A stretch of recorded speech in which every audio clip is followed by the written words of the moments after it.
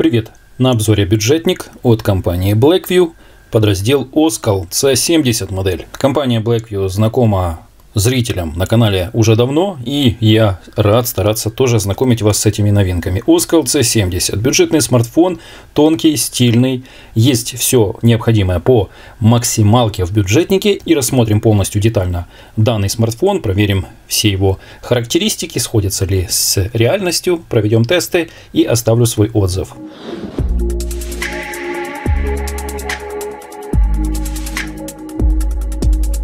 Средняя цена $96 данного бюджетного смартфона, но можно приобрести даже, вот у меня лично в профиле показывают, практически за $92. Немножко отвлекусь, часто меня спрашивают, почему я говорю в какой-то другой валюте, а не в валюте в своей стране. Для вас, возможно, это будет что-то из области фантастики, для кого-то, кто-то это хорошо понимает, что вся валюта на сайте AliExpress указана в долларах, так удобно, международная валюта, но по курсу вашей страны она потом вам показывается. Поэтому я всегда говорю по доллару, а вы уже посчитайте или скажите: окей, Google, сколько будет $95 в гривнах? $95 США это 3493 гривны и 12 копеек. Точно так же и в другой национальной валюте в вашей стране. И то это примерная сумма. Если посчитать как курс по вашему банковскому в вашей стране, то будет совсем другая цена. Это небольшое отвлечение, потому что часто меня спрашивают, удивляются, почему я говорю в долларах. Зачем мне в долларах, меня спрашивают. Ну, если вам не нужно, то люди смотрят эти видео со всего мира. И Франция, и Италия, и Литва, и другие страны. Поэтому продолжаем обзор. Красивая яркая упаковка, есть гравировка с названием бренда и их девизом Only the Brave. Здесь же все характеристики, самые нужные, мы сейчас с вами рассмотрим. Это 12-й Android, практически 6,6 дюймов диагональ экрана, 6,56 если быть точным. Здесь небольшое разрешение экрана, то есть не какой-то Full HD+. 6 гигабайт оперативки, 128 встроенных, аккумулятор 5180, передняя камера на 8, задняя на 50 мегапикселей. В комплекте мы получаем стекло, на экране наклеена также пленка, чехол силиконовый, он полностью прозрачный, все отверстия открыты, никаких заглушек нет, просто защита и не увеличивает, скажем так, смартфон, а сохраняет его стильный дизайн. Также с документацией конверт и скрепка. И в комплекте обычная зарядка. И, к сожалению, данный смартфон не поддерживает скоростную зарядку. То есть максимальный ток заряда это 10 Вт. И как раз в нашем случае именно такой блок питания. 5 вольт 2 ампера, 10-ваттный блок питания. С этой стороны у нас вставляется полноценный USB.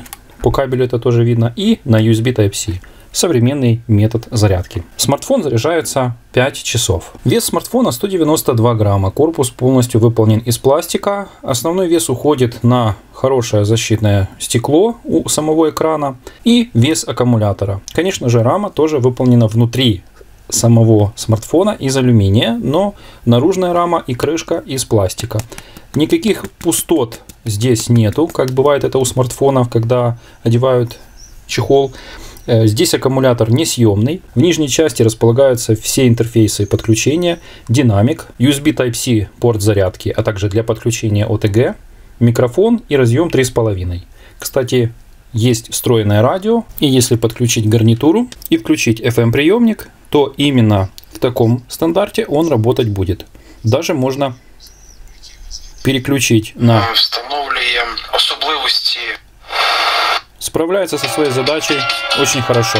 Но, к сожалению, как только мы извлекаем, радио не работает. Данные наушники служат антенной, как и обычно у всех распространенных моделей смартфонов. Корпус собран хорошо, нету никаких люфтов. В руках чувствуется уверенный тяжеленький смартфончик. Края закругленные, над корпусом слегка выпирает модули камеры, основной на 50 мегапикселей, и еще есть модуль макро. Широкоугольного, к сожалению, в данной модели нет. Открыв любую программу, у которой белый фон, можно увидеть, что здесь минимальные рамки у экрана, края у экрана, уголки закругленные, экран с каплей, внутри находится камера на 8 мегапикселей и достаточно минимальные рамки как в нижней части, так и в верхней. Это плюс. В данной модели отсутствует индикатор уведомлений. Сверху над камерой располагается прямо на торце вырез динамика, как обычно у смартфонов. Кнопка громкости без люфта, и в кнопке питания находится сканер отпечатка пальцев. Также здесь присутствует разблокировка по лицу. Проведем тест сканера отпечатка пальцев. Прикасаюсь, среагировал. Прикасаюсь, без нажатия. Среагировал. Просто прикасаюсь. Достаточно быстрый, шустрый и послушный сканер отпечатка пальцев. Также разблокировку по лицу проверим. Запускаю уже не сканером пальца, а просто по нажатию. Лицо увидел, разблокировался. Разблокировался, закрыл глаза, открыл, разблокировался. Отлично. Также имеется функция активация при поднятии. Как только вы берете смартфон, подняли, он вас увидел и разблокировался. Это хорошо помогает в повседневной жизни. Кто знает, тот понимает, о чем я. И смартфон находится под защитой и быстро включается. Извлекаем лоток с сим-картами, изучаем его. Никакой прокладки силиконовой на краю нет. Либо 2 нано-сим-карты, либо карта памяти на 2 терабайта и 1 сим-карта. Обе сим-карты, если установить, работают в 4G. 5G этот смартфон не поддерживает. Установив максимальную яркость у данного смартфона, экран передает четкие естественные цвета. Разрешение экрана 720 на 1600. Бюджетник. Но есть одно прекрасное но. Может быть, сразу это и незаметно, но данный экран поддерживает 90 Гц. Это улучшает плавность и уменьшает нагрузку на глаза. Как для бюджетника, у него стандартные углы обзора. Нормально видно при естественном использовании данного экрана. Это у нас максимальная яркость. А это минимальная. Минимальная хорошая. Также имеется автояркость. Подстраивается очень быстро. Как только датчик прикрывается или попадает в зону видимости яркости, он подстраивается. Это его тоже плюс. Вспышка у данного смартфона очень яркая. Ну, он же и фонарик. Включаем. Достаточно яркий. Светодиод там находится один и среднего оттенка. Шрифт сейчас установлен максимальный, есть настройка цветового режима и в самом низу пункт «Плавный экран». Здесь есть настройка 90 Гц, 60 и по умолчанию. Зайдя в раздел о телефоне, можно увидеть всю информацию, и самое главное, что нас интересует, это какой здесь Android. Изначально приходит данный смартфон на 12-м андроиде и стоит последняя оболочка от Blackview docOS 3.1. Кстати, можно увеличить оперативную память также в этом разделе. Изначально здесь 6 гигабайт, а встроенной 128. 6 гигабайт оперативной можно увеличить до 10. Заходим в этот пункт, включаем отметку расширения памяти и увеличиваем этим ползунком. После перезагрузки вступают в силу данные настройки. У вас уже будет 10 гигабайт и 128 встроенных. Но это при условии, что вам может казаться, что не хватает оперативной памяти. Также есть технология разделения экрана. Можно зайти в настройки диспетчера задач, вызываем какую-то программу, нажимаем на 3 точки, и здесь есть разделить экран. Выбираем еще какую-то программу, и у нас уже есть 2 режима по настройке. В меню помимо FM радио, о котором я упомянул, есть еще детский режим, который позволяет ввести код блокировки и дать доступ к тем приложениям и программам, которые вы посчитали нужным для детей, а также настроить время использования и вообще нужно ли выходить в интернет. Также имеется игровой режим, программа «Морозилка», которая позволяет заморозить те приложения, которые вы установили, чтобы временно ими не пользоваться. Этой программой системные приложения заморозить нельзя. Есть диспетчер типа с антивирусом и, конечно же, диктофон. Давайте проверим как раз микрофон. Установлено максимальное качество. Запускаем запись. Сейчас вы слышите запись из студии, а это уже запись на таком же расстоянии, как я держал и разговаривал, на встроенный микрофон. Он находится вот здесь. Проверка микрофона. 1, 2, 3, 4, 5, 6, 7, 8, 9, 10. Это уже достаточно большое расстояние. Раз, два, три. Проверка. Тестируем смартфон Oskal C70. А теперь подношу, как будто я веду беседу по телефону с человеком и передаю вам всем привет. Вот такие вот были тесты. Останавливаем запись. Как всегда, все без всяких обработок, усилений, просто добавляю во время монтажа, и вы слышите такую запись. Меню полноценно переведено. Здесь есть все нужные настройки. Если включаем точку доступа, то у нас Wi-Fi пропадает, а значит он не может работать как Wi-Fi репитер. Только после отключения точки доступа у нас Wi-Fi снова включается. Есть смартфоны, которые поддерживают раздачу интернета, который они принимают, например, от одной точки, и данный смартфон становится репитером. Но полноценно раздавать мобильный интернет через точку доступа, конечно же, можно. Есть темная тема, защита глаз. Сейчас установлены у нас виртуальные кнопки, а можно включить режим жесты. Интересно, что в разделе «Вспомогательные функции» есть раздел «Запись звонка». При включении звонки будут записываться. Также есть очистка динамика и смарт-управление. Активация при поднятии, чтобы запустился экран. Также есть функция по двойному касанию на выключенном экране. Демонстрирую.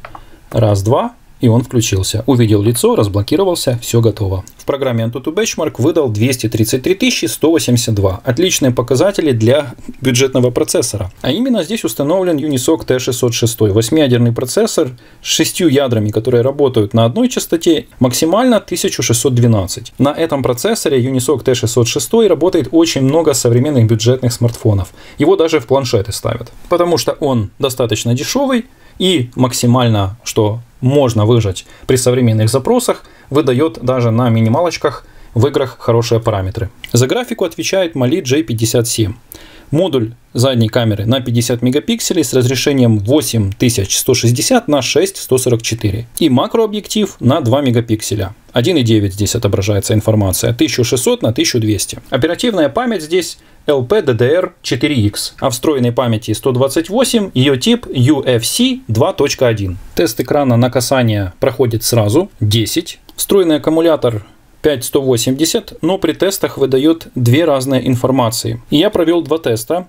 Первый от 0 до 100% аккумулятор взял 4935, что тоже отлично. И если посмотреть последний тест, который я проводил, то здесь 5035, еще лучше. Практически дотягивает до 5150 заявленных от производителя. И еще, как всегда, на канале уже либо вышел, либо, если вы не видели, здесь в подсказках есть полноценный тест, где в просмотре видео онлайн в YouTube от 100 до 0% он много часов работал. Если хотите узнать сколько, здесь это видео, переходите и посмотрите. Там около минуты этот видеотест под музыку, тестирую и в реальном времени показываю в ускоренном темпе, сколько держит данный аккумулятор и как происходил разряд. Запустим тест GPS. Скажу, что он здесь очень интересно работает. На улице сейчас отличная погода, но не так быстро, как хотелось бы, он связывается со спутником. Ему нужно время, то есть уверенный такой хороший сигнал. Видит он 5, но пока не используют ни одного. Поддерживает все типы спутников: GPS, GLONASS, Beidou и Galileo. Пока отыскивает, вот уже здесь это видно. Кажется, подключился. Пока нет. 7 видит, 6 видит, но пока нет.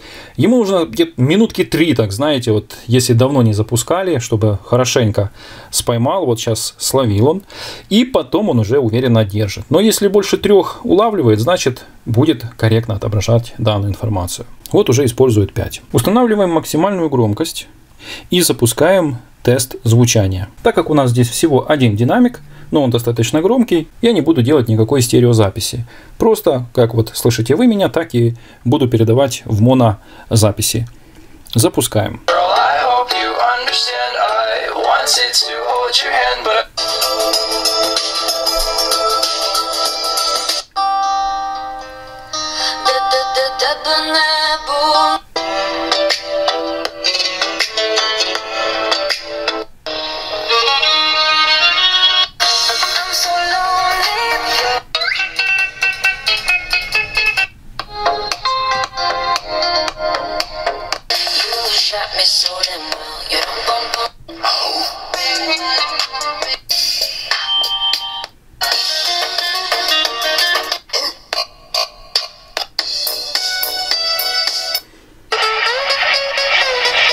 По звучанию вы слышите, что есть и средние, и высокие, и низкие. Динамик по моей оценке в отношении громкости и качества на 4 с плюсом, учитывая, что это бюджетный смартфон за $95. Теперь проведем тест в игре Asphalt 9, устанавливаем максимальную графику и запускаем один из треков. Заходим в настройки, показываю вам, что установлено максимальное высокое качество. Выходим. Карьера. Поехали. Какой-то из треков. Вот, к примеру, этот. И выбираем этот автомобиль. Как вы видите, игра тоже работает шустро. Запускаем.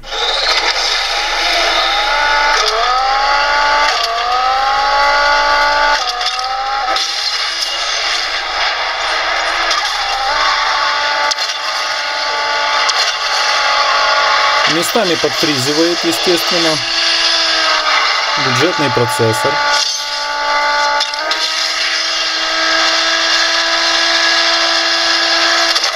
Но играть можно.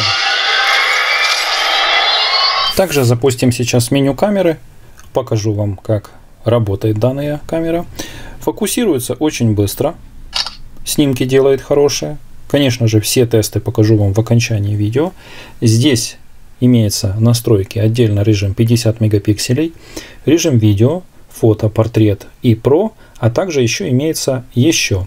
В режиме еще панорама, таймлэпс, макро и режим ночь. Особо на качество съемки в режиме ночь или в режиме фото разницы я не заметил. Есть HDR и в настройках есть функция, чтобы можно было установить разрешение фото. Стандартный в 12,5, но если включаешь режим 50, то фотографирует в 50. Функция вспомогательный знак с логотипом. Также есть фотоснимок при улыбке, обнаружение черт лица, интеллектуальное распознавание сцены, Google Lens и путь сохранения, если есть карта памяти. В настройках видео можно увидеть, что поддерживает съемку 1080 30 кадров. Переключившись на переднюю камеру, фронтальная, точно такие же данные. Стабилизации как у передней, так и у задней камеры, даже цифровой, нет. Поэтому все рассчитано на то, как вы сами зафиксируете кадр или видео и будете снимать. Wi-Fi здесь двухдиапазонный, как 5G, так и 2,4 Гц поддерживает. Версия Bluetooth 5.0 и поддерживает все современные бенд-стандарты, которые вы сейчас видите на экране. Вывел их, чтобы вы знали, какой вдруг вы уже, если точно знаете, какой работает в вашей местности, ваш оператор, который предоставляет, и какой смартфон поддерживает. В отношении связи смартфон держит, как и обычные другие смартфоны, связь уверена по приему Wi-Fi точно так же и мобильной связи. Вот со спутниками что-то туговато, а все остальное отлично. Единственное, чего нет в этой модели, это NFC. Поэтому оплачивать будете, как и раньше, только картой. Если подвести итог, то смартфон за $95 очень даже хорош. Помимо того, что у него 6 оперативки, ее можно увеличить до 10. Встроенной 128, очень много. Хоть и все здесь по максималочке в бюджетнике, да, мы не забываем, что это бюджетник, но он все же остается в бюджетном классе. Он бюджетный смартфон, но зато стильный. У него, не скажем, прям такой уж дешевый вид. И благодаря тому, что у него поверхность не глянцевая, это тоже смотрится стильно. Комплектация полная и все необходимое есть. Даже разъем для наушников. Думаю, что хороший, достойный вариант, если брать себе как основной телефон после кнопочного. Или если у вас есть кому сделать хороший подарок. Он и цветной, яркий, и есть разные цвета данного смартфона, я их сейчас вывел на экран, и ссылка на надежного продавца, оригинальный магазин, фирменный, лицензированный на сайте AliExpress, есть в описании под видео, где этот смартфон покупал и я. Ссылка в описании, если нужен чехол-книжка, тоже оставлю, найду у проверенного продавца, закреплю. Оставляю сразу несколько ссылок, чтобы вам было легче сориентироваться, вдруг какая-то ссылка не рабочая. Смартфон рекомендую, а сейчас фото и видео, и ставьте вы лайк теперь за труды, за то, что я с вами поделился. Вам это не сложно, а мне приятно. До встречи в новых видеопроектах. Вы на канале Заиграйчики Обзоры. С вами Сергей. Пока. Съемка в действии. Снимает. Пройдусь. Посмотрим, есть ли стабилизация. Но, как я вижу, ее практически нет. Ну, точнее, вообще нет от слова. Посмотрим, как справляется с макросъемкой. Самов фокусируется фокус. Теперь поднял. И нужно время, ну, для бюджетничка этого даже как бы другого не ожидаешь, скажем. Вот еще цветы. Подстроился. Время. Ну, только сейчас подстроился. Дневные тесты. Время надо, чтобы настроиться. Зелень и одуванчики. Кульбабы. Передний модуль камеры снимает точно так же, как и задний, на 1080 30 кадров. Звук вы слышите. Солнце светит на меня. 1, 2, 3, 4. Качество микрофона, качество записи.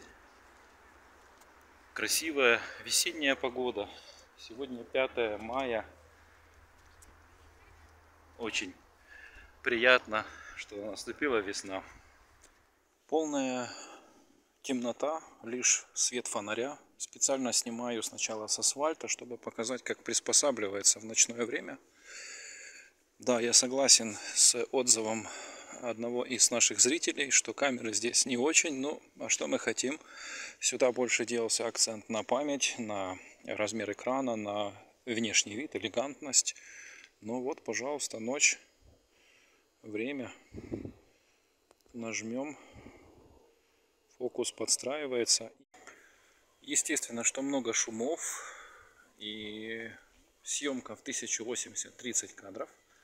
Это я под фонарем. Слегка даже плывет изображение. Но его главная цель это чтобы снимать в какой-то, может быть, программе типа Zoom, Viber, Telegram. То есть видеосвязь. Ночные тесты.